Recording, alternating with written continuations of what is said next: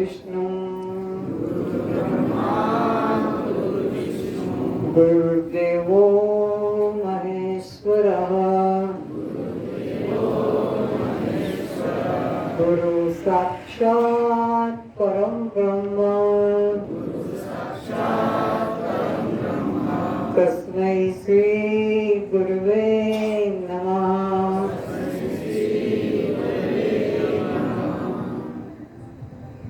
गुरु को ब्रह्मा, गुरु को विष्णु और गुरु को शंकर क्यों कहते?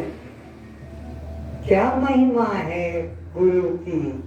जो सृष्टि करता ब्रह्मा, पालन करता विष्णु, संहार करता शंकर के समान कहा जाता है। तो मालूम पड़ा गुरु भी उत्पत्ति करता है, गुरु भी पालन करता है और गुरु भी संहार करता है। इसलिए गुरु को ब्रह्मा, गुरु को विष्णु, गुरु को शंकर कहा जाता है। क्या उत्पन्न करता है गुरु, क्या पालन करता है गुरु और क्या संहार करता है गुरु, ये भी जानना जरूरी है। तो मालूम पड़ा गुरु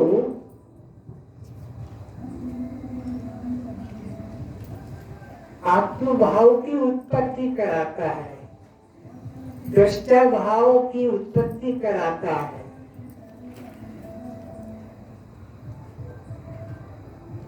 इसलिए उत्पत्ति करता होने से, ब्रह्म भाव की उत्पत्ति करता होने से गुरु ब्रह्मा के तुल्य। कैसे पालन करता है? शास्त्र रचना करके, उपनिषदों की व्याख्या करके, गीता को सरल ढंग से समझाता है, रामायण को सरल व्याख्या करके समझाता है, पालन कर। जिस ब्रह्म भाव की उत्पत्ति करता है उसी का उपदेशों के द्वारा, ग्रंथों के द्वारा दृढ़ता कराता है, ताकि तुम विचलित न हो सको और तुम्हें ये विश्वास हो जाए कि ये बात तो रामायण में लिखी है, ये बात तो गीता में लिखी है, ये बात तो उपनिषद में लिखी है, ये बात तो वेद कहता है, इस बात को तो शंकराचार्य भी कहते हैं, इस बात को तो सभी वेदांती समझते हैं, पालन करते हैं। उत्पत्ति ब्रह्म भाव की कराकर उसकी रक्षा करता है, बिगड़ने नहीं देता, विस्मित होने नहीं देता। अब संहार करता किस रूप में, क्या संहार करता है? हाँ, ये जो अनादि अज्ञान था, जब से सृष्टि है तब से ही जीव 84 में भटक रहा है, जब से, तो उसका संहार कर देता है। देह भाव का, जीव भाव का, कर्ता भाव का, भोक्ता भाव का, बद्ध भाव का ध्वंस, नाश कर देता है, शुद्ध रूप में स्थित करता है। इसलिए गुरु किसके तुल्य है? विष्णु शंकर के तुल्य है। और क्या करता है? उसी की व्याख्या अन्य अन्य श्लोकों में, दोहों में की गई है। अज्ञानतिमिरान्धस्य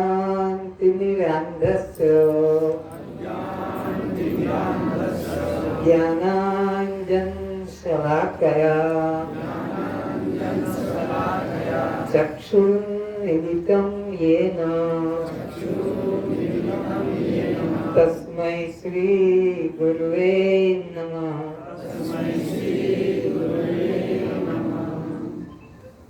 अज्ञान अंधकार को नाश करके गुरु ज्ञान का प्रकाश कर देता है, जिससे कि देह भाव निवृत्त होकर दृष्टा भाव स्थित हो जाता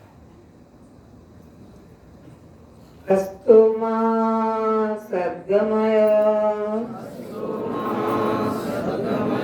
तमसो मां ज्योतिर्गमय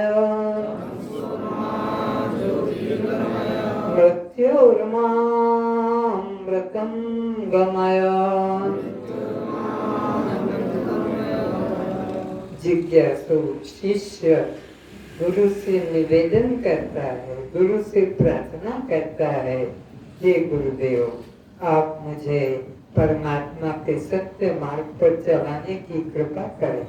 असत मार्गों से निकालो, मैं असत मार्ग में फंसा हूँ लोगों के कहने से, और आप मुझे अज्ञान अंधकार से निकालकर ज्ञान का प्रकाश कराएं, और इस मृत्यु वाले शरीर से अहंता हटाकर दृष्टा साक्षी सच्चिदानंद आत्मा भाव में मुझे स्थित करें। ऐसा गुरुदेव मैं आपसे प्रार्थना करता हूँ। ओम शांति शांति शांति।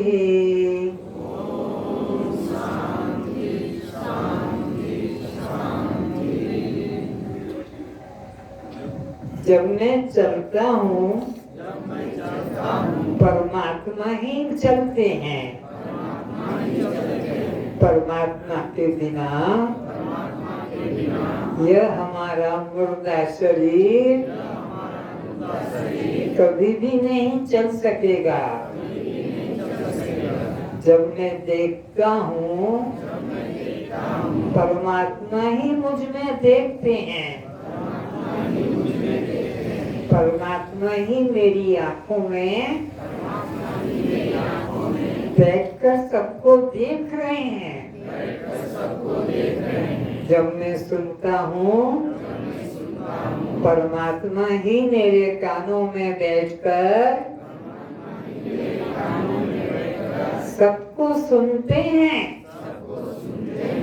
जब मैं बोलता हूँ परमात्मा ही मेरी जिह्वा में बैठकर सब बोलते हैं, सब भाषाओं को बोलते हैं। जब मैं सुनता हूँ परमात्मा ही मुझ में सुनते हैं। जब मैं चलता हूँ परमात्मा ही मुझ में चलते हैं। जब मैं खाता हूँ परमात्मा ही मुझ में खाते हैं। जब मैं पीता हूँ परमात्मा ही मुझ में पीते हैं। मुर्दा शरीर न कुछ पी सकता है न कुछ खा सकता है। जब मैं सोता हूँ परमात्मा ही सोते हैं। मुर्दा व्यक्ति को कोई सोया हुआ नहीं मानता। और जब मैं उठता हूँ परमात्मा ही उठते हैं। मुर्दा व्यक्ति कभी उठ नहीं सकता। मुर्दा व्यक्ति तो चारों व्यक्तियों के द्वारा शमशान तक ले जाया जाता है। मुर्दा चल नहीं सकता, मुर्दा उठ नहीं सकता, मुर्दा बोल नहीं सकता, मुर्दा खा पी नहीं सकता। मेरे शरीर में सभी क्रियाएं परमात्मा के द्वारा हो रही है। सो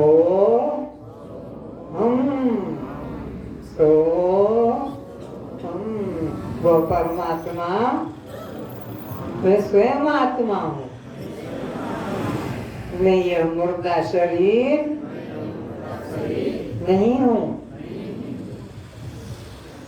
ओम शांति शांति शांति।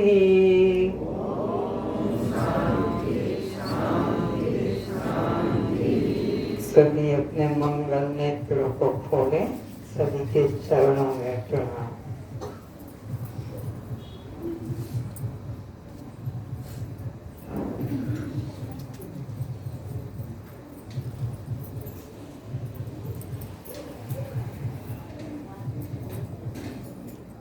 नए व्यक्ति कितने हैं, हाथ उठा के बताएं।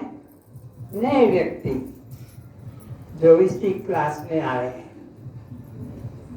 कुछ उधर हैं, कुछ इधर हैं, गिनती नहीं हो पाती है।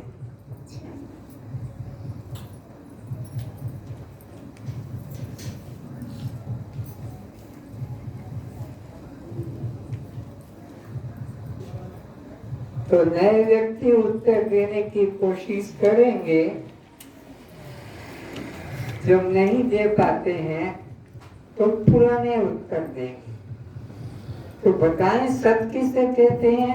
नए व्यक्ति ने हाथ उठा के बताओ, सत की पहचान तुम्हारे क्या है? तुम कैसे जानोगे?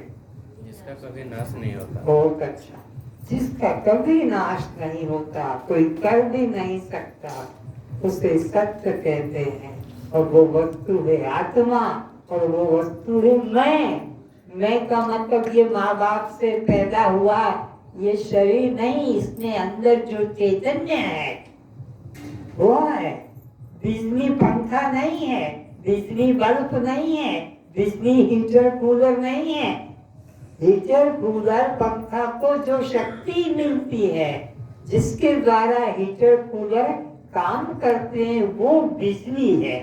इसी प्रकार इस शरीर के इंद्रियों को जिससे शक्ति मिलती है, उठने की, चलने की, बोलने की, सुनने की, खाने की, पीने की, वो शक्ति ब्रह्म है। तो वो सत्य वस्तु कौन है? मैं स्वयं। तो ये बताएं, मिथ्या किसे कहते हैं? मैं विद्यार्थी साहस करें बोलने का। जो जन्म लेकर मर जाता है। जो जन्म लेकर मर जाता है। ठीक कहा बेबी। जन्म लेकर जो मर जाता है उसे मिथ्या कहते हैं। तो तुम्हारा यह शरीर जो है ये सत्य है कि मिथ्या है? बोलो। मिथ्या है, क्योंकि जन्म लिया है और एक दिन इसको मरना पड़ता है। तो असत किसे कहते हैं? असत की पहचान जो कहा तो जाए पर छूकर बता ना सके। कहा तो जाए लेकिन छूकर बता ना सके, उसे असत कहते हैं। जैसे हमारे शरीर का नाम छूकर बता सकते हो? छूकर बताने जाओगे तो ये तो हाथ है, ये तो उंगली है, ये तो सिर है, ये तो गाल है, ये तो पाँव है। तो कहा तो जाता है नाम, लेकिन छूकर बताया नहीं जा सकता, उसे असत कहते हैं। तो जड़ किसे कहते हैं? जड़ में विद्यार्थी जो अपने को तो जाने दूसरे को जो अपने को भी ना जाने और दूसरे को भी ना जाने, उसे जड़ कहते हैं। उसे क्या कहेंगे? जैसे ये गिलास, ये जड़ है कि चेतन है? क्योंकि अपने को भी नहीं जानता और किसी दूसरे को कि किसने उठाया पकड़ा वो भी नहीं जानता। तो चेतन किसे कहेंगे? जो सबको जानता है पर उसको कोई, उसे चैतन्य कहते हैं। तो मैं कौन हूँ? जड़ हूँ कि चैतन्य हूँ? मैं चैतन्य हूँ, मैं सबको जानता हूँ। कौन स्त्री है, कौन पुरुष है, दिन है, रात है, पशु है, सबको मैं जानता हूँ, पर मुझे कोई जानता नहीं, इसलिए मैं चैतन्य। शिव किसे कहते हैं? शिव, उसके लक्षण। शिव किसे कहोगे? जो निर्जीव है, वो जो यहाँ बैठा है इसको शिव नहीं कहेंगे। शिव का लक्षण क्या है? चैतन्य जो होता है, निष्क्रिय, निर्जीव और निष्प्राण। ये क्या है? निष्क्रिय, निर्जीव है, निष्प्राण है, ये शव है। ये क्या है? शिव किसे कहेंगे? सजीव जो हो, सब प्राण जो हो और सब क्रिय जो हो, उसे शिव कहते हैं। पद प्रकाश किसे कहेंगे? जो दूसरों के द्वारा, पर यानी दूसरा, दूसरों के द्वारा जो जाना जाता है, जो प्रकाशित होता है, उसे पर प्रकाश कहते हैं। जो दूसरों के द्वारा जाना जाता है, देखा जाता है, वो पर प्रकाश है। स्वयं प्रकाश किसे कहेंगे? दूसरों को प्रकाशित करते हैं, लेकिन स्वयं किसी से प्रकाशित नहीं होता है।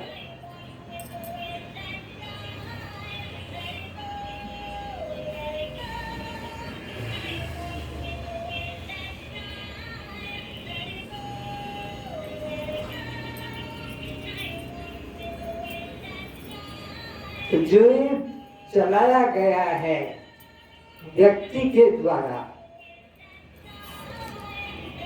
वो पर प्रकाश, और जिस शक्ति से वो चल रहा है, वो शक्ति स्वयं प्रकाश समझाने के लिए, जिस शक्ति से वो चल रहा है, वो शक्ति स्वयं प्रकाश है, और जो चल रहा है, नाच रहा है, वो पर प्रकाश है। आकाश में सूर्य,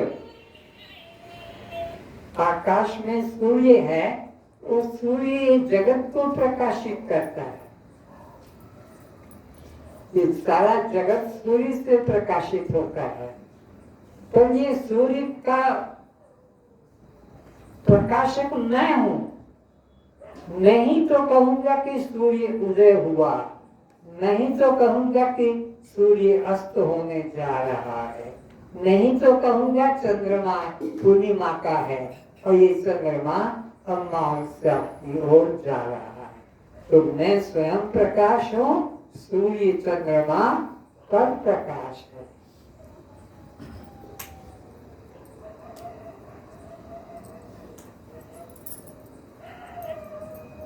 सुख किसे कहते हैं? दुख में जो बदल जाए, जो भी सुख होता है दुख में बदलता है। आनंद किसे कहते हैं? जो कभी दुख में बदलता नहीं है। तुम अचानक ऐसे कर दोगे, मैं कर नहीं पाता हूँ दुख, तुम ऐसे अपने आप चला देते हो, मैं इधर विषय समझा कर।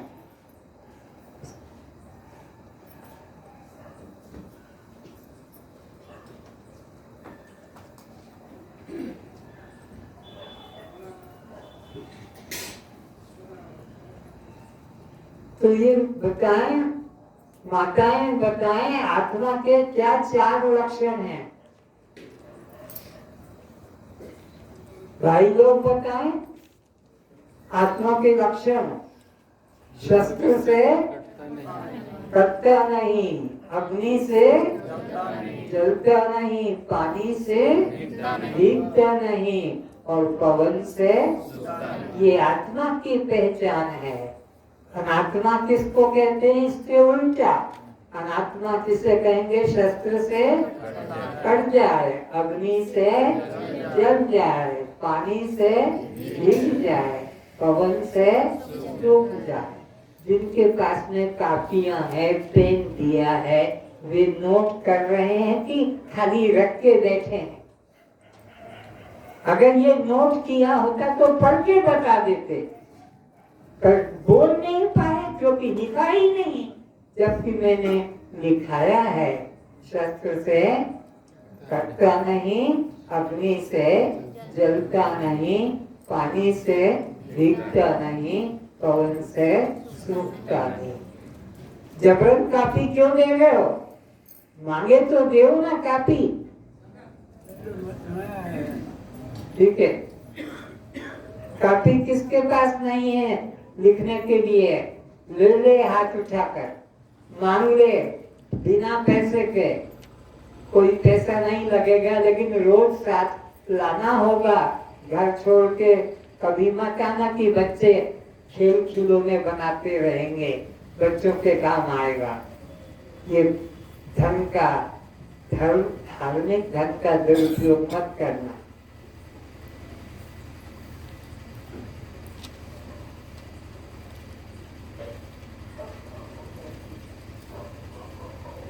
तो आत्मा के 4 लक्षण क्या क्या हैं? शस्त्र से फूटे नहीं, अग्नि से जले नहीं, पानी से भीगे नहीं। अरे अब तो बोल सकते हो। शस्त्र से, अग्नि से, पानी से, पवन से, उसे क्या कहेंगे? आत्मा। तो अनात्मा किसे कहेंगे? शस्त्र से, अग्नि से, पानी से, पवन से, उसे क्या कहेंगे?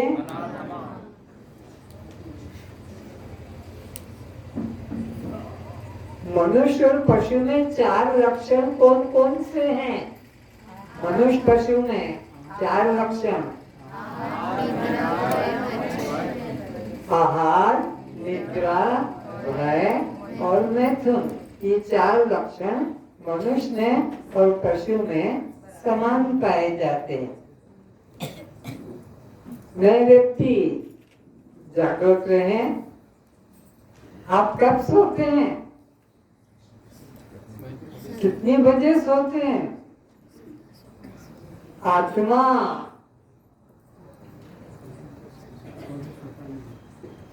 हम कभी जागे ही नहीं।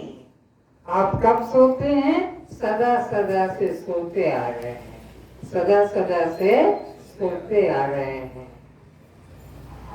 ये क्लास तो जगाने की है, ये शिविर तो आपको नींद से जगाने का है। अभी तक आप नींद में थे। कौन सी नींद थी? देह की।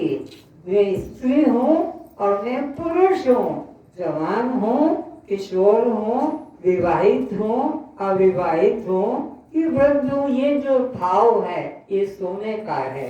मोह निशा सब सो अनहारा। रामायण में राम ने कहा ये जितने लोग रहते हैं, खेती, नौकरी, व्यापार, कॉलेज का काम करने वाले, ऑफिस में काम करने वाले, दुकान धंधा करने वाले, शादी बच्चे करने वाले, सब सो रहे हैं, सब सो रहे हैं। बच्चे पैदा करते हुए, ऑफिस में काम करते हुए, कार, मोटरसाइकिल, स्कूटर चलाते हुए, टाइपराइटिंग करते, सब सो रहे हैं। तो कौन जगह है? जिसने जाना कि मैं दृष्टा साक्षी आत्मा, वो जगह है। बाकी तो सब 84 में भटकने वाले हैं।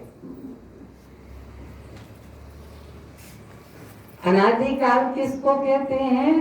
अनादि, जिसका कभी प्रारंभ नहीं हुआ, सदा सदा से चला आ रहा है। जीव कब से चला आ रहा है? अनादिकाल से। संसार कब से है? अनादिकाल से। जन्म मरण में जीव कब से फंसा है? अनादिकाल से।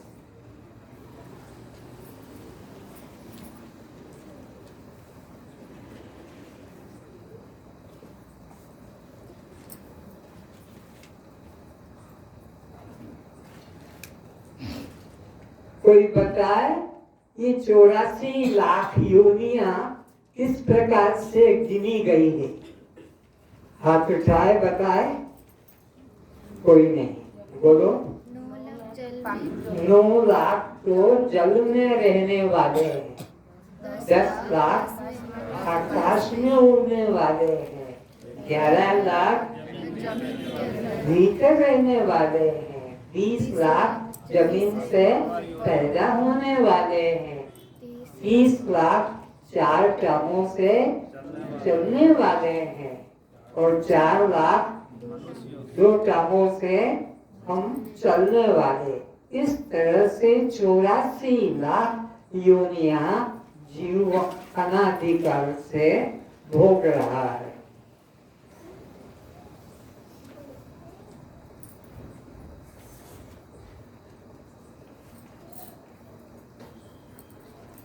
तो 84 लाख योनियों में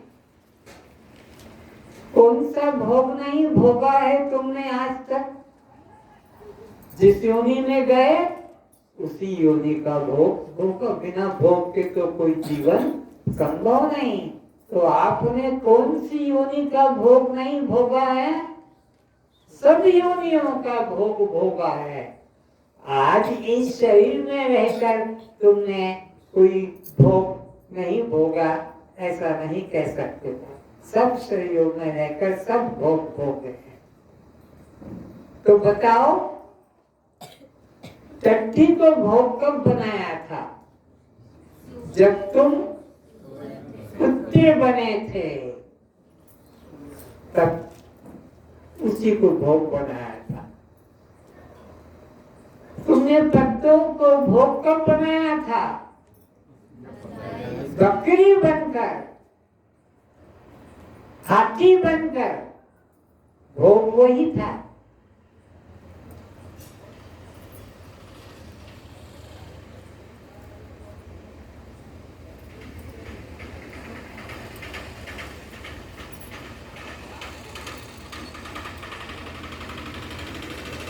तुमने जीवों को भोग कब बनाया था? जीवों को जब तुम बाघ बने थे, सिंह बने थे, तब तुम जीव को खाकर पेट भर रहे थे। कहने का मतलब 84 लाख योनियों में ऐसी कोई योनि नहीं जो तुमने बिना भोग के व्यतीत की है, और हर योनि का अपना अपना भोग है।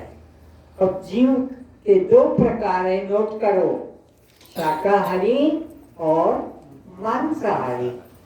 जीव के दो प्रकार के भेद हैं, शाकाहारी और मांसाहारी। मांसाहारी प्राणी जो मांस खाकर रहते हैं, शाकाहारी प्राणी जो दाल भात रोटी सब्जी शाकाहार लेकर जीते हैं, उन्हें शाकाहारी कहते हैं। मांस खाकर जीते हैं, उन्हें मांसाहारी पशु कहते हैं। जो मांसाहारी पशु हैं, जो मांस खाकर जीते हैं, और जो शाकाहारी हैं, वे शाकाहारी मानव देव हैं। लक्षण लिखो। मांसाहारी प्राणी का लक्षण, अंधकार में देखता है,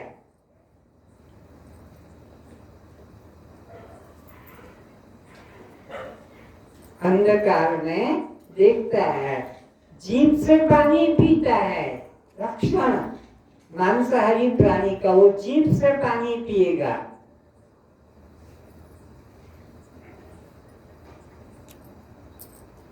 उसका इंटेस्टाइन अंतनाली 5 फीट 7 फीट की छोटी होती है, अंतनाली मांसाहारी प्राणी की। चाहे वो बिल्ली हो कि कुत्ता हो कि बाघ हो, उनकी मांसाहार करने वालों की अंतनाली छोटी होती है।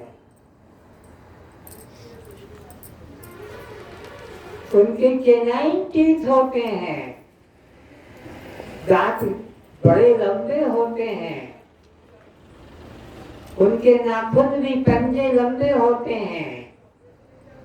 चीरने को तुम चाकू का प्रयोग करते हो, वे मांसाहारी प्राणी लंबे नाखून से चीर देते हैं जीव को खाने के लिए।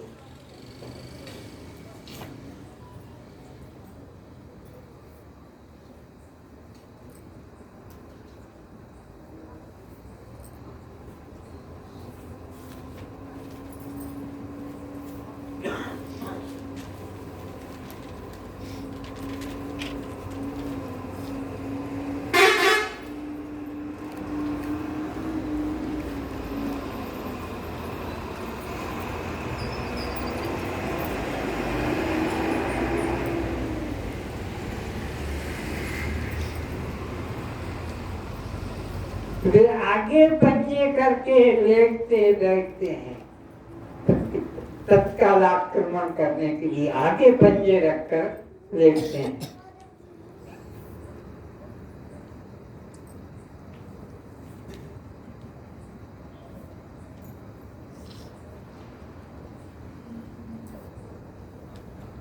उनकी आंखें जन्म के 7 दिन बाद खुलती है।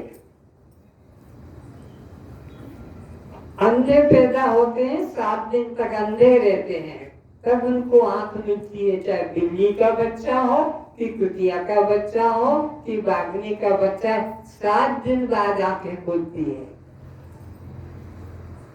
अब शाकाहारी प्राणियों के लक्षण लिखो।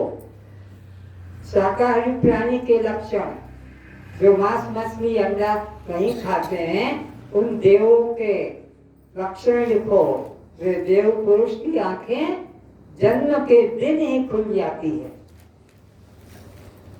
मांसाहारियों के 7 दिन बाद खुलती है। शाकाहारी प्राणियों की जन्म के दिन आंख खुल जाती है।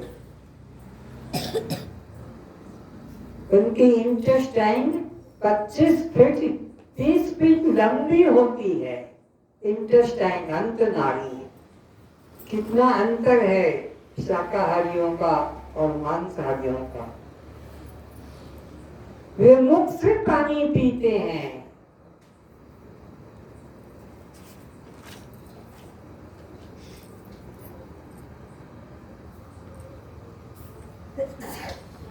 वे पैर घुटने पीछे की तरफ मोड़ कर लेटते हैं, पीछे की तरफ। वे मांसाहारी आगे की तरफ पांव रखते और लेटते हैं।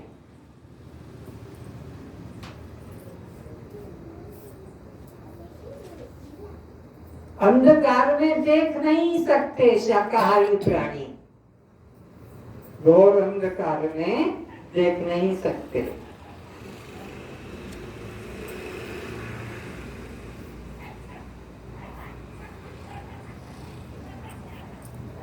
वे मांस भक्षी नहीं होते हैं।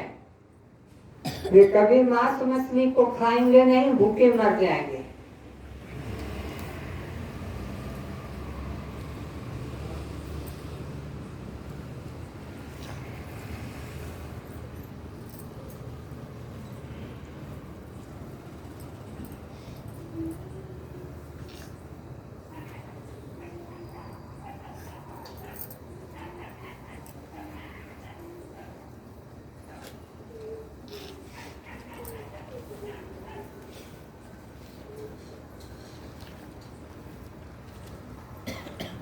कोई बताए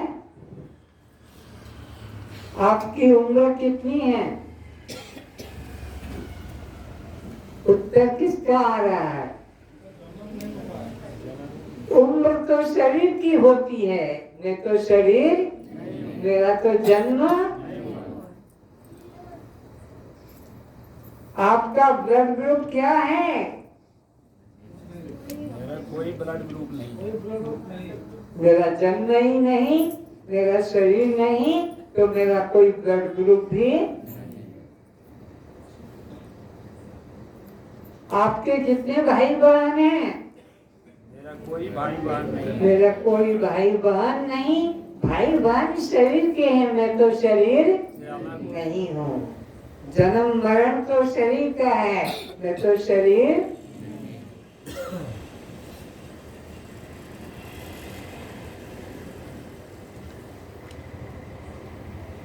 आपका जन्म किस गांव में हुआ था? मेरा जन्म ही नहीं, इसलिए कोई गांव भी। मैं तो सर्वव्यापी हूँ, हरि व्यापक सर्वत्र समान।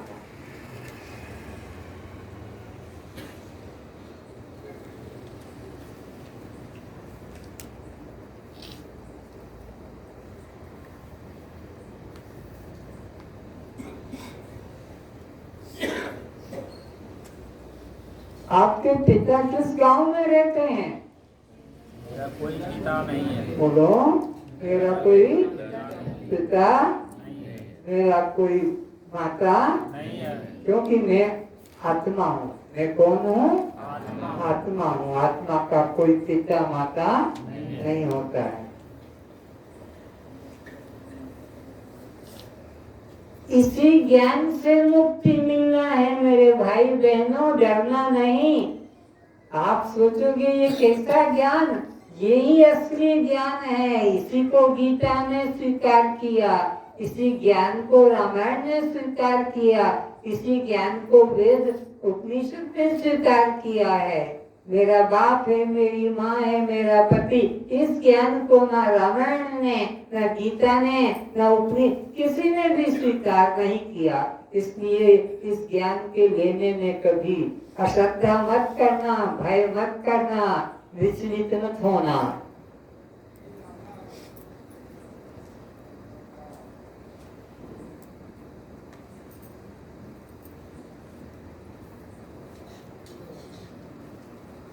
श्वास के बारे में भी ज्ञान कर लो।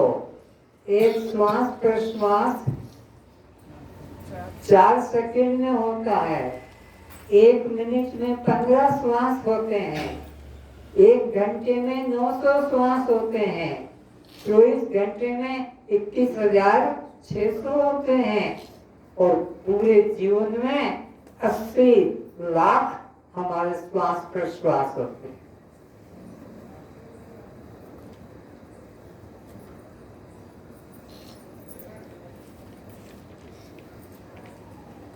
काम की दृष्टि से मनुष्य पशु में कौन समान है?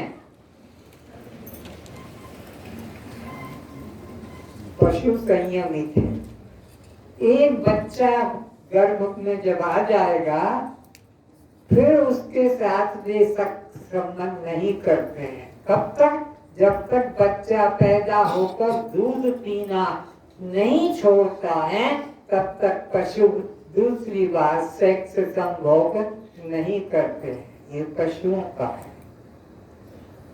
बच्चा गर्भ में आया तभी से उनका संबंध, एक बार के संबंध से गर्भ में बच्चा आ गया, बस फिर वो जब तक बच्चा पैदा होकर दूध पीना नहीं छोड़ता तब तक संबंध नहीं करते। मनुष्य का क्या है? बोले बच्चा गर्भ में आ जाने के बाद भी पहला महीना, दूसरा महीना, तीसरा, चौथा, 5वां, 6ठे महीने तक भी पति पत्नी से संबंध नहीं छोड़ते हैं। और ये व्यभिचारी कहलाते हैं। अपनी पत्नी के साथ संबंध करने पर भी व्यभिचारी है, क्योंकि वो शरीर की अवस्था संभोग की नहीं है। गर्भ में बच्चा आ गया, अब जब तक ये बच्चा दूध पीना नहीं छोड़ेगा तब तक 30 महीने हो जाते हैं। 9 महीने तो गर्भ में बच्चा रहता है और 21 महीने तक दूध पीता है। 30 महीने तो फिर 30 महीने के बाद सेक्स संभव करे ना। 30 महीने माँ ने शक्ति नष्ट की है, उस शक्ति को फिर पाने के लिए और 30 महीना इंतजार करो तो 60 महीना यानी 5 वर्ष के बाद दूसरा बच्चा पैदा करने का संकल्प करना है।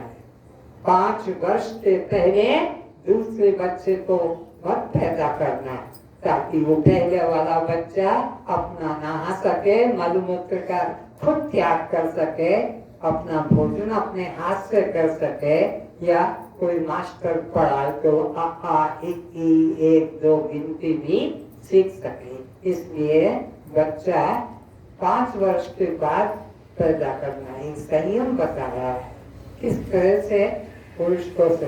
पुरुष तो अपनी पत्नी के शरीर अनुकूल न होने पर भी डांट के झपट के उससे काम संबंध जोड़ता है, पर ये विचार कहलाएगा। पत्नी के अनुकूल होकर ही हमें करना है। और वह भी बता दिया कि दूसरा संबंध कब करना है, जब 5 वर्ष हो जाए तब दूसरा बच्चा पैदा करना है।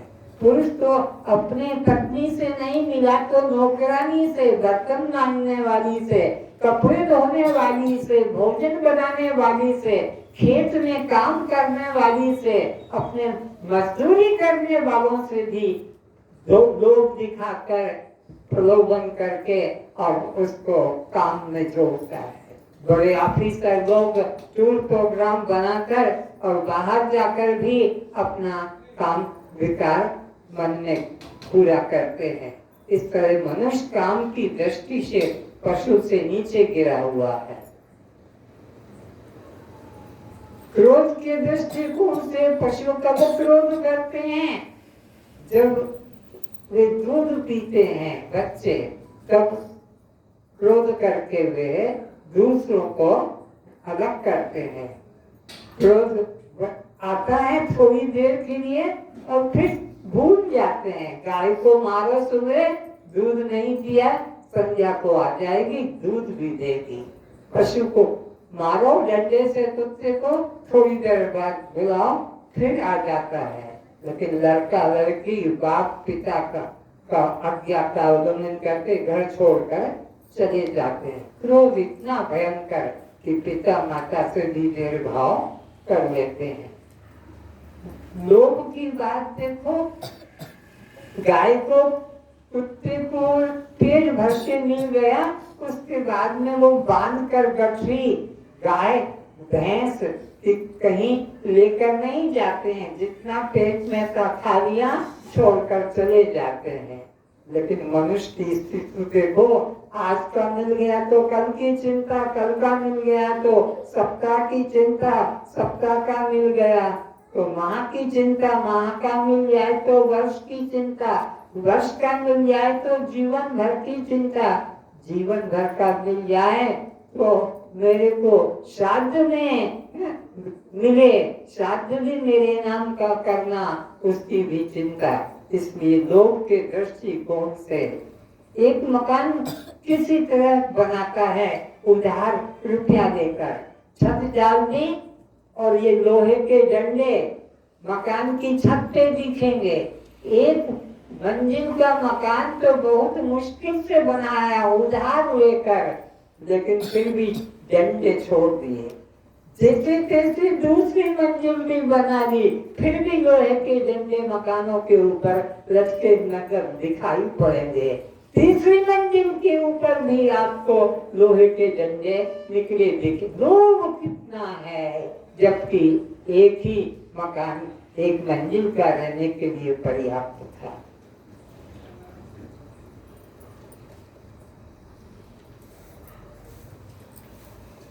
मोह के दृष्टि से पशुओं में मोह नहीं, दूध का संबंध टूट गया, फिर बच्चा कहीं भी चला जाएगा और माँ कहीं भी चली जाएगी, कोई संबंध नहीं रहता। मोह। लेकिन हमारे यहाँ तो मोह मरने तक भी बना रहता है।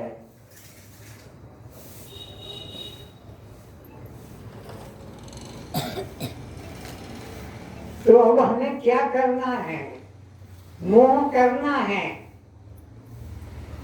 किसके लिए? आत्म कल्याण के लिए। मेरा कल्याण कैसे हो, ये मोह करना है, ये काम करना है। क्रोध करना है तो अपने दुर्गुणों पे क्रोध करो कि आज से मांस मछली नहीं खाऊंगा, आज से शराब सिगरेट नहीं पीऊंगा, आज से जो है मैं गुटखा पुड़िया अंडा नहीं खाऊंगा, आज से मैं चाय नहीं पीऊंगा। ये सब दुष्ट कर्म है, इन्हें रोकना चाहिए अपने कल्याण के लिए। ये दूध हमारा भोजन नहीं है, हमारा भोजन तो अन्न है। अन्न के द्वारा हम जीवित रहते हैं। कितने प्रकार के अन्न परमात्मा ने बनाए, कितने प्रकार के फल बनाए, लेकिन इन सब के होते भी लोग मांस मछली अंडा शराब सिगरेट चाय गुटखा खाते हैं।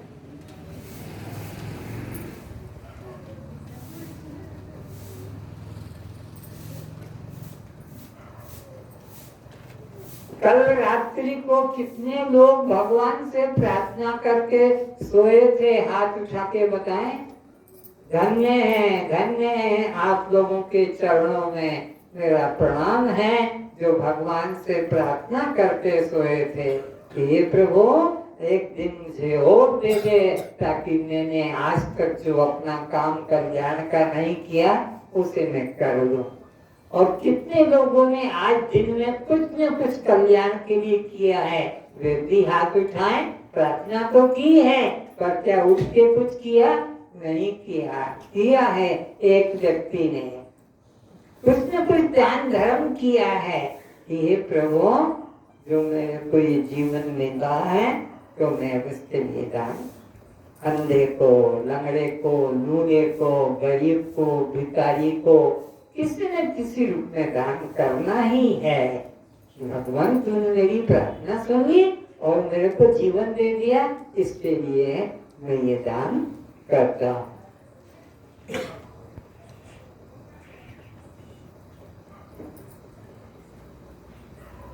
तो किन लोगों ने शत्रु भाव का त्याग किया है वे भी हाथ उठाएं। सचमुच में किया है, धन्य है, धन्य है। शत्रु भाव कभी मत रखना, क्योंकि ये परमात्मा है। तुम्हारी भक्ति नष्ट हो जाएगी, तुम्हारा दान पुण्य नष्ट हो जाएगा, तुम्हारा सत्कर्म सब नष्ट हो जाएगा शत्रु भाव रखा। क्योंकि यहाँ एक परमात्मा के अलावा दूसरा कुछ भी, तो तुम जो शत्रु बना रहे हो परमात्मा को, तो परमात्मा को शत्रु बनाने वाले का कभी कल्याण नहीं होता, उसकी तो दुर्गति ही होती है।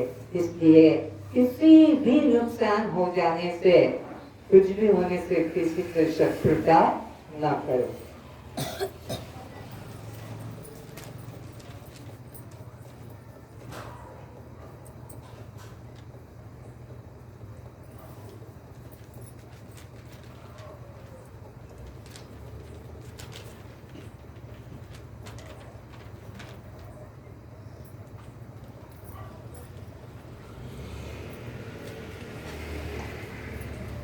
दृष्टा किसे कहते हैं, कोई बताए?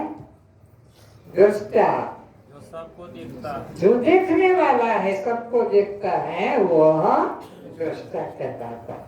तो दृश्य किसे कह रहे हैं? जो दिखाई। परमात्मा दृष्टा है कि दृश्य है? लेकिन तुम तो ये भगवान, ये भगवान, ये भगवान, वो तो दृश्य है। मूर्ति वाला भी दृश्य है, धनुष वाला भी दृश्य है, त्रिशूल वाला भी दृश्य है, चार भुजा वाला भी दृश्य है, मंदिर वाला भी दृश्य है, तीर्थ वाला भी दृश्य है, स्वर्ग वैकुंठ वाला भी। जो जो तुम्हारी आंखों के सामने आ जाता है, जो जो तुम पहचान लेते हो, उसको दृश्य कहते हैं और तुम दृष्टा हो।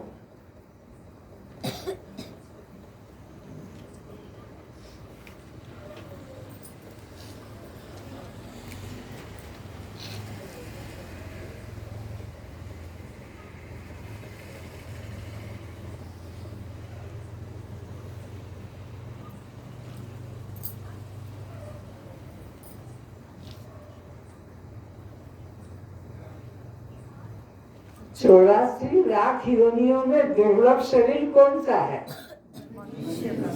मानव शरीर। नर तन सम नहीं कौने देही, जीव चराचर याचक जेही।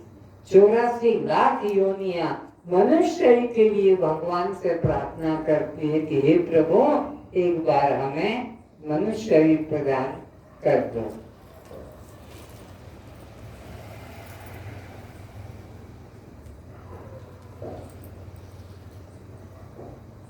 परमात्मा को कौन सा भक्त प्रिय है?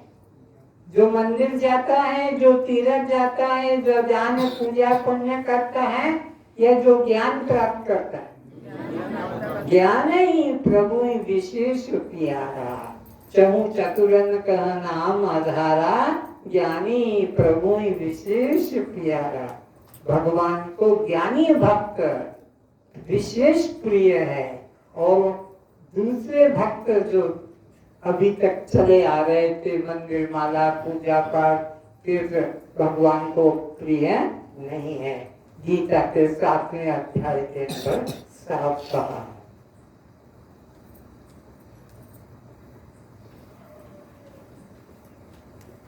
तो देव पशु पक्षी किसकी इच्छा करते हैं? मानव शरीर की इच्छा करते हैं।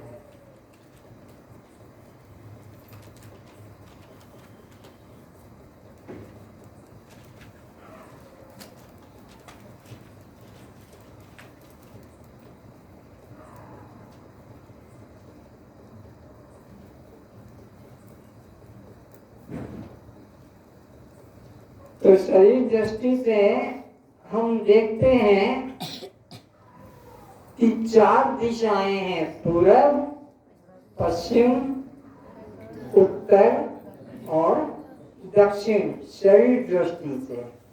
और 3 तरह के यात्रा के साधन हैं, हवाई जहाज, पृथ्वी पर चलने वाले और पानी में चलने वाले। यात्रियों के लिए 3 प्रकार के साधन हैं। कोई 1000 माइल प्रति घंटे से जाता है, तो कोई 100-125 माइल प्रति घंटे से जाता है, तो पानी में कोई 15-20 किलोमीटर की गति से जाता है। 1000 माइल प्रति घंटा से जाने वाला, 100-125 माइल प्रति घंटा से जाने वाला, 15-20 किलोमीटर की गति से जाने वाला, चाहे कोई 5 किलोमीटर की गति से जाने वाला, सब एक ही तरफ पहुंच रहे हैं, सब एक ही जगह पहुंच जाते हैं। 1000 वाला, 100-125 वाला, 10-15 वाला, 5 वाला बिस्तर पर बैठे बैठे भी वहीं पहुंच जाते हैं, एक अक्षरी परमात्मा पर। कहाँ जा रहे हैं? सब मृत्यु की तरफ। 1000 माइल वाला भी, 100-125 माइल वाला भी, कि पृथ्वी पर चलने वाला 5 किलोमीटर वाला भी, कि पानी में यात्रा करने वाला 15-20 किलोमीटर यात्रा वाला, सब श्वास किधर ले जा रहा है? हमारी जो निश्चित आयु थी उसको घटाते घटाते और मृत्यु। तो जितने हम बैठे हैं, सुन रहे हैं, खा रहे हैं, पी रहे हैं, चल रहे हैं, लेकिन मौत सबके साथ चल रही है। जितने बैठे हैं, सुन रहे हैं, खाते हैं, काम करते हैं, लेकिन हमारी ये जो श्वास अंदर गई बाहर आई, ये मौत का लक्षण है। ये मौत हमारी, ये जन्म दिवस जो मनाते हैं, देखेंगे जन्म दिवस कैसे होता है। ये हमने 20 कैंडल मोमबत्तियां लगाई है, अपने दोस्तों मित्रों को भी बुलाया है, कल आना, कल हमारा जन्म दिवस होगा। और वो लोग फिर हैप्पी बर्थडे टू यू का साउंड करते हैं और प्रसाद बांटते हैं। और उसके बाद में फिर क्या करते हैं? मोमबत्तियों को जलाने के बाद में ये मोमबत्तियां कितनी, जितने साल की उम्र थी, जितने साल की उम्र थी उतनी मोमबत्तियों को जला दिया। जलाने के बाद में फिर क्या करते हैं? उसके बाद में जलाने के बाद जलाते नहीं, बुझा भी देते हैं। ये बुझाया क्यों? अरे ये पागलपन क्यों? बुझाना था तो जलाया क्यों? और अगर जला दिया तो बुझाया क्यों? समझो, तुम्हारे को होश कराने के लिए कि भगवान ने तुमको जितना जीवन दिया था उसमें से इतने तुमने क्या किया? खर्च कर डाले। इतने तुम्हारे बीत गए, 20 साल, 25 साल, 40 साल, 50 साल, 60 साल, ये तुम्हारी मृत्यु की सूचना है। इतने तुमने खर्च कर डाले, इतने वर्ष तुम्हारे जो थे निश्चित, समझो बैंक में रुपया था और उसमें से तुमने इतना 80 रुपया निकाल लिया। 100 रुपया तुम्हारा जमा था और 80 रुपया निकाल लिया, तो कितना बचा बैंक में? 20 रुपया बचा है। और तुमने 20 रुपया निकाला है, तो फिर बैंक में कितना बचा है? 80 बचा है। तो ये तुम्हारी बर्थडे इशारा दे रही है कि इतने वर्ष भगवान ने तुमको जो दिए थे उसमें से इतने खर्च कर डाले। अब ये तुम्हारे हाथ में नहीं है, ये तो चले गए। अब जो बचे हैं उसमें अपना कल्याण कर लो। अब तो जाग जाओ, इतने साल की उम्र हो गई, इतने वर्ष व्यतीत कर दिए, अब अपने कल्याण का मार्ग खोजो। लेकिन व्यक्ति बर्थडे मनाता है, नाच गान करता है, लेकिन अपने कल्याण के लिए उसमें रुचि नहीं। इस साल इतना कमाया, अगले साल और इतना कमाऊंगा, इस साल इतना मैंने बैंक में जमा किया, अगले साल और इसी संसार के अंदर बढ़ता है, पर अपने कल्याण का विचार नहीं करता है। अस्तु, यह तुम्हारी श्वास पूंजी है, इसको संभल कर खर्च करो। जितना जरूरी है संसार का जीवन निर्वाह के लिए, रोटी कपड़ा मकान, उतना तो करो, लेकिन बाकी समय परमात्मा का चिंतन करो, क्योंकि इसी चिंतन से तुम परमात्मा को पाओगे। अपने श्वास श्वास में प्रभु का ध्यान करो, श्वास श्वास में नाम सुमिर, वृथा श्वास न हो। देखो, और एक तरीका है समझने के लिए।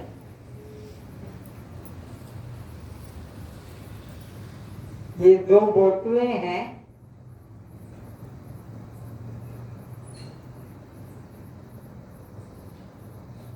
ये मेरा जीवन है जो काली बोतल ऊपर है, और ये वर्तमान का मेरा जीवन है जो जा रहा है। ये श्वासें खर्च हो रही हैं, ऊपर से खाली हो रहा है और ये नीचे बढ़ता जा रहा है। इसलिए कहा कि श्वास श्वास में नाम सुमिर, वृथा श्वास मत हो, न जाने इस श्वास का आवन हो न हो। जाती पूंजी श्वास है, क्षण आवे क्षण जाए, तिनको ऐसा चाहिए सत रहे नाम दो लाए। तो ये जीवन को समाप्त होते देख रहे हो, देखते देखते यह जीवन खाली हो जाएगा खर्च करते करते। तो फिर कुत्ता बिल्ली पशु पक्षी कहाँ जाओगे, कोई भरोसा नहीं। इसलिए अपने को हर श्वास में प्रभु का नाम जप चिंतन करना चाहिए। एक बार हुआ, धोबी कपड़े धो रहा था और उसकी पत्नी भोजन लेकर आती है नदी के किनारे पर और पति को भोजन कराती है, और वो धोबी सब कपड़ों को धोकर सुखाकर और पत्नी को दे देता है, और वो पत्नी जिन जिन घर से आए हैं उन घर पर वह पहुंचा देता है। तो पत्नी पहुंचा देती, पति नदी के किनारे सुबह से आता है 8 बजे से और धोता है 2 बजे तक और सुखाकर पत्नी को देता है। पत्नी उस कपड़े धोते धोते स्कार्फ हाथ में आ गया, उसको देखकर उसके अंदर प्रेम जग गया। वो सोचने लगा कि किसका होगा, जब तक मैं इससे प्यार नहीं करूंगा मुझे चैन नहीं पड़ेगा। और कपड़े धोना तो बंद कर दिया और नाक पे पत्नी भोजन लेकर आ गई। पति को कहा, क्या तुम्हारी तबीयत खराब है? काम कुछ नहीं किया, कपड़े नहीं पड़े, कब सूखेंगे, कब मैं दूंगी उनको जाकर। पति ने कहा, मैं अब काम नहीं करूंगा, ये स्कार्फ किसका है? और जिसका भी है मैं उसको दे दूंगा, मुझे बताओ, मैं इससे प्यार करूंगा। सोचा उसने, विनाश काले विपरीत बुद्धि, अब इसकी मरने की दिन आ गया है, इसीलिए ऐसा कह रहा है। उसने अपना कपड़ा धोया, खुद ने सुखाया, लेकर गई राजकुमारी के पास। राजकुमारी ने पूछा, आज इतने कपड़े क्यों ले आई, देरी से क्यों लाई? तो मन की बात बता दी। अच्छा, तुम्हारा पति ने ऐसा कहा है कि जिसका ये स्कार्फ है उससे प्यार करूंगा, तो ठीक है भेज दो। और घर गई, पति पूछता है, तुमने मेरा संदेशा बता दिया? और वो वरमाला लेके खड़ी है, जाओ जल्दी। कामी व्यक्ति पागल की तरह गया और वहां राजमहल पर पुलिस का पहरा था, उसे भी राजकुमारी ने हटा दिया और अंदर आने को कहा, आ जाओ। और वो अंदर आ गया और दरवाजा खुद राजकुमारी ने बंद कर लिया कि तुम जो चाहते हो वो तुम्हारी कामना पूरी होगी, पर मेरा एक काम करोगे? उसने कहा, आपके लिए जान भी दे सकता हूँ। बोले, ना जान मत दे, जान दे देगा तो काम कैसे करेगा, इसलिए जानवर तो तेरे पास रहने दे। क्या कर, अलमारी खोल और उसमें से जो ग्लास रखे हैं निकाल कर रख दे। फिर ग्लास भी ला कर रख दिया। अब क्या कर, बोली इसमें जो पानी है ना, इनके अंदर डाल दे।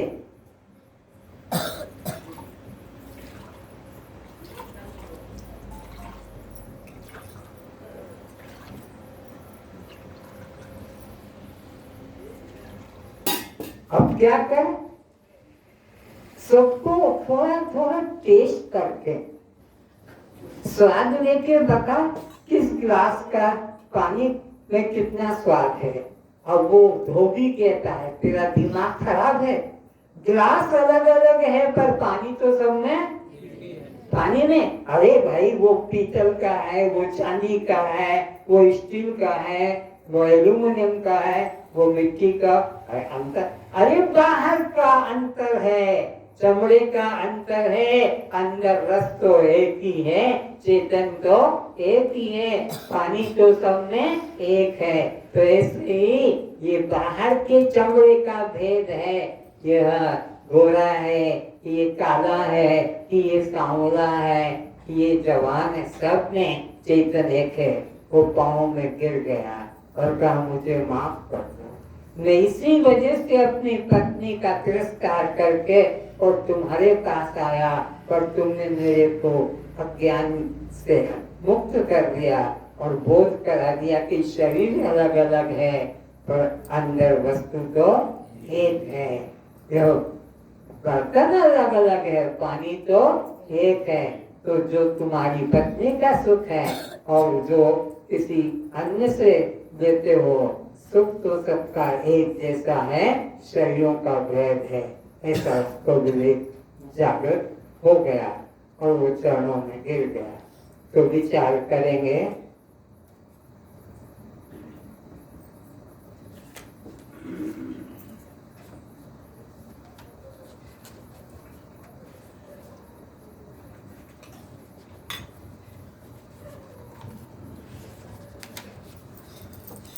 तो संसार का प्रत्येक व्यक्ति आनंद चाहता है, सुख चाहता है।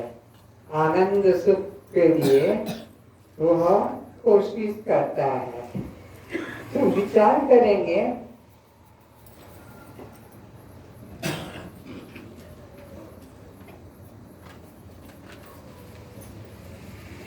नोट करें, आनंद करने वाले पदार्थ में 5 लक्षण होना चाहिए। आनंद देने वाले पदार्थ में 5 लक्षण होना चाहिए। पहला लक्षण, सबसे बड़ा हो वो पदार्थ, ताकि तुमको सबसे बड़ा आनंद मिल सके। ये गीता के 7वें अध्याय का 7वां श्लोक बताएगा। नंबर 2, वो पदार्थ अविनाशी हो, उसका कभी नाश न हो। ये गीता का 2 अध्याय का 17 श्लोक बताएगा। अविनाशी भी हो। हमें जो आनंद चाहिए वो पदार्थ कैसा हो, सबसे बड़ा, उससे बड़ा कोई ना हो। दूसरा क्या हो, वो अविनाशी हो, नाश ना हो।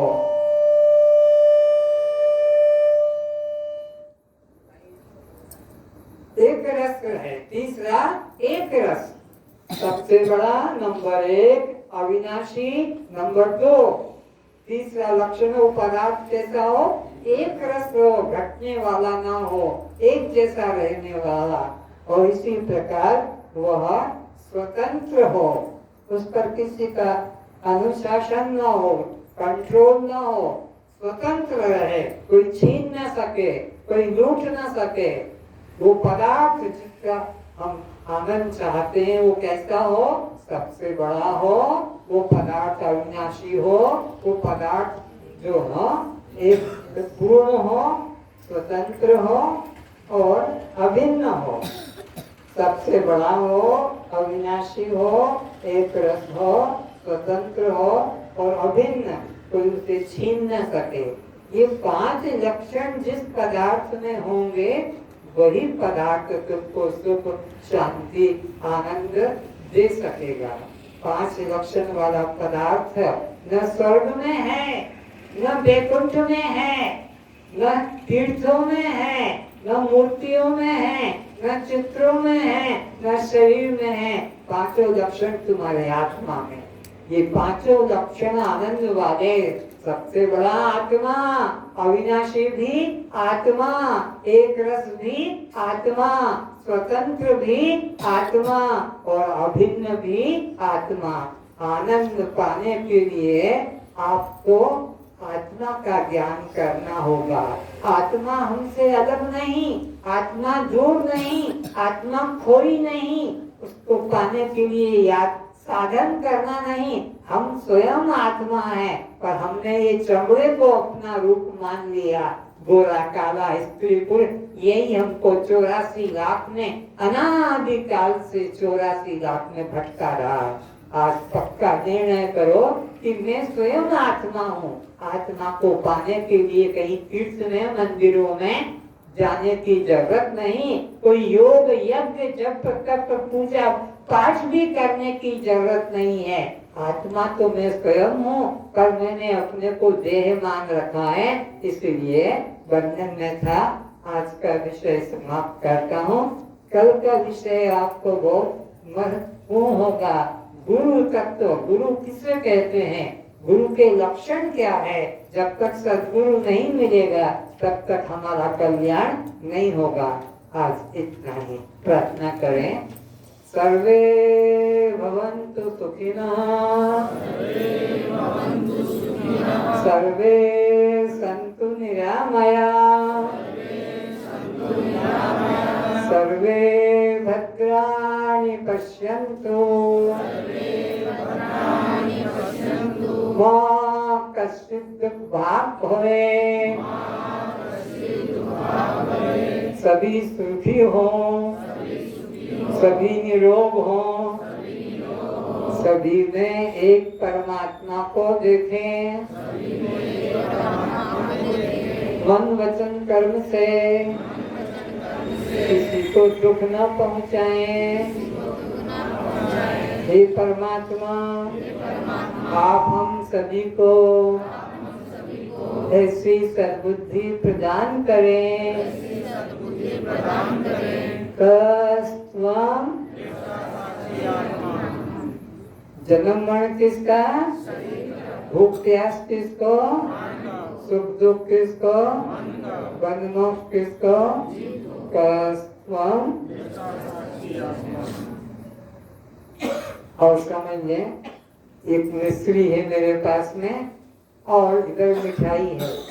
मिश्री जो है वह शुद्ध है, इसमें किसी का मिलावट नहीं। पर रसगुल्ला, पेड़ा, बर्फी में वो जो मिठास है वह वस्तु की वजह से है, किंतु मिश्री का मिठास अपनी वजह से है। ये गन्ने में जो मिठास है अपनी वजह से है। परमात्मा आनंद अपना स्वरूप है मिश्री की तरह। मिश्री को मधुर करने के लिए किसी साधन की जरूरत नहीं, पर इन मिठाइयों को, पेड़ा, बर्फी, रसगुल्ला, लड्डू, इनको मधुर करने के लिए शक्कर की जरूरत है। इसी तरह आपको भी परमात्मा को पाने के लिए किसी साधन की जरूरत नहीं। आपका स्वरूप ही परमात्मा मिश्री की तरह है। कोई योग, यज्ञ, जप, तप, पूजा पाठ की जरूरत नहीं। मिश्री स्वतः मीठा है, गन्ना स्वतः मीठा है, आपको स्वतः मीठा है। आत्मा तुम स्वतः आनंद स्वरूप हो। आनंद के लिए कोई बाहर के साधन की जरूरत नहीं। और देरी के लिए क्षमा करें।